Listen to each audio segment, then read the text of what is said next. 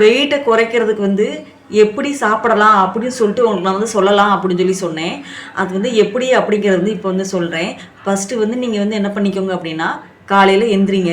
எந்திரிச்சு உங்களால் முடிஞ்சிச்சு அப்படின்னா ஒரு அரை மணி நேரம் நடங்க. இல்லைன்னா ஒரு 1 ஹவர் நடங்க.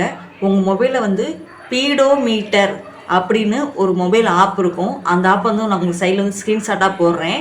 அந்த ஆப்பை வந்து டவுன்லோட் பண்ணி வச்சுக்கோங்க. டவுன்லோட் பண்ணிவிட்டு அந்த மொபைலை வந்து உங்கள் கையிலேயே வச்சுக்கிட்டு நீங்கள் ஒரு அரை மணி நேரமோ இல்லை 1 ஹவர் நடங்க. அதுலேயே உங்களுக்கு வந்து ஸ்டெப்ஸும் காட்டும். உங்களுக்கு வந்து ஸ்டெப்ஸும் காட்டும், நீங்கள் எத்தனை ஸ்டெப் நடந்திருக்கீங்கன்னு.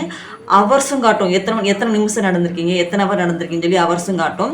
அதை வச்சு நீங்கள் வந்து ஃபஸ்ட்டு வந்து நடந்துக்கோங்க. 2வது, காலையில் இப்போ என்ன சாப்பிடலாம் அப்படின்னா, ஒரு தோசை நீங்கள் வந்து ஒரு 3 தோசை ஃபஸ்ட்டு நீங்கள் சாப்பிட்றீங்க அப்படின்னா, ஃபஸ்ட்டு வந்து ஒரு தோசையை வந்து கம்மி பண்ணுங்கள். கம்மி பண்ணிவிட்டு 2 தோசையை சாப்பிடுங்க.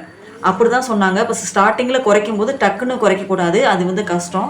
நீங்கள் 3 சாப்பிட்றீங்க அப்படின்னா 2ஆக கம்மி பண்ணுங்கள். 2 தோசை, ஒரு முட்டை எடுத்துக்கோங்க, இல்லை ஒரு ஆம்லேட்டாக எடுத்துக்கோங்க. அதாவது ப்ரோட்டீன் வந்து கண்டிப்பாக எடுக்கணும்னு சொல்கிறாங்க. அதுதான் நல்லது. ஏன்னா நீங்கள் உங்களுக்கு திருப்ப திருப்ப பச்சிக்கிட்டே இருக்கும். இதைத்தான் நான் செய்வேன். ஃபஸ்ட்டு 3 சாப்பிட்டீங்க அப்படின்னா 2ஆக எடுத்துக்கோங்க. 2 தோசை, ஒரு ஆம்லேட்டு, இல்லைன்னா ஒரு முட்டை.